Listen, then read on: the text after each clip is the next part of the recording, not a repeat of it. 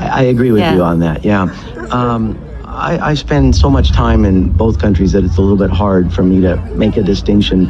But a lot of my friends in Japan or colleagues talk about the U.S. as a couple culture. Yes. And therefore incentivizing people to form couples. Yes. Maybe there's something to that. I'm not sure. But to your point about comfortable living as a single person here, I'm 100% in agreement. I think it would be hard for me to imagine. I don't know every country. I haven't lived in every country.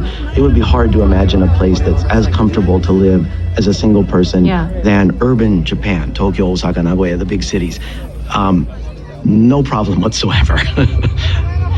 And is it bad things? Because if お一人様 staying single is uncomfortable, so people will marry. Yeah, I don't think it's a bad thing at all. I think choices are great. You mentioned, the choices you've made, and I think the ability to make choices about your life are wonderful things. I think a little bit of a tangent, but policies that sort of try to encourage people to marry and have children for the sake of the country, those policies will never, ever work.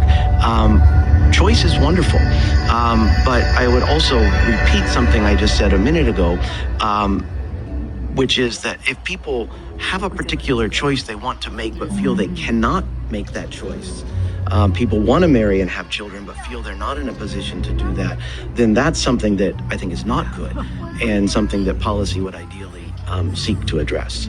Okay, thank you so much. I want to talk more, but so time is limited. Sorry, I talk too much. It's okay. So we move to another topic about asapoki. Asapoki desu. Yes. Okay. Yeah. Because Jim-san, you are a really good listener of asapoki. So how did you know asapoki first? Yeah. So. During the bubble, I'm sorry, we're talking about the bubble so much here. Not during the bubble, the opposite, during Corona, during COVID. I realized that my regular schedule, so regularly before COVID and now, I come to Japan 3 times, maybe 4 times a year, and I couldn't do that. So I missed listening to watching TV and hearing Japanese on a regular basis. So I thought, okay, podcasts are a good idea. And I'd listened to a whole bunch of different Japanese news podcasts, and I realized the one that I really loved was Asapoki. So I've been listening very regularly. Thank you so much. So what's your favorite program? So I have several that I like. I really like Kanda-san's Zatsudankai. I like Oya Moya. And I like they don't do it anymore, but the Arasa one I like. Yes. But by far, my favorite is Ishoni Shimbun o Mekuro. Ah, really? I love that show. I listen to it religiously. Yeah, thank you so much. So please stay the good listener. Of course. Please continue making these shows. Thank you so much. So today's guest is Professor Jim Ramo of Princeton University. Thank you, Jim-san. Thank you for having me. It's a real pleasure. Thank you. Thank you so much.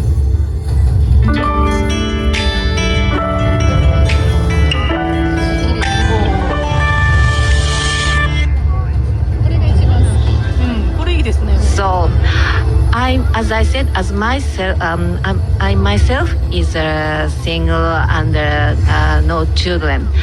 I feel sometimes I feel myself guilty. So, and there are lots of working women like me.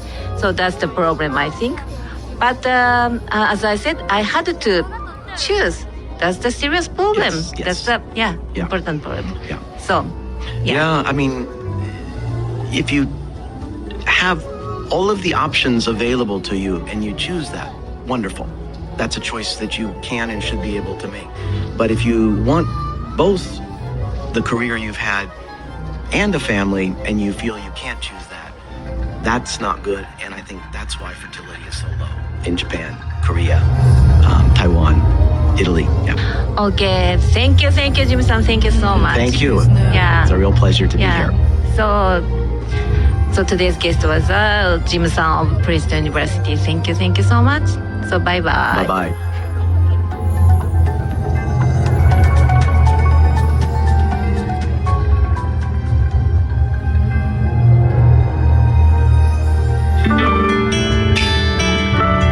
朝日新聞ポッドキャスト。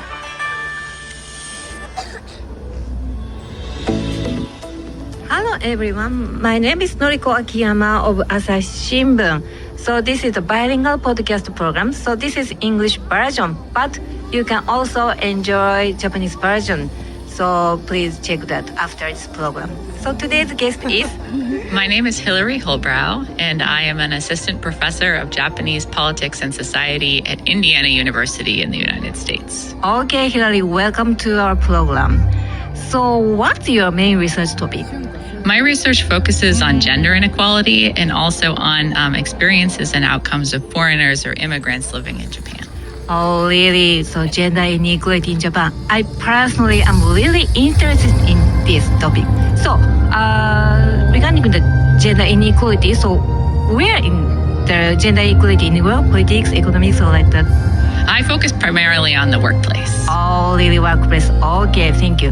So first of all, I want to ask, so when did you first become aware of Japan?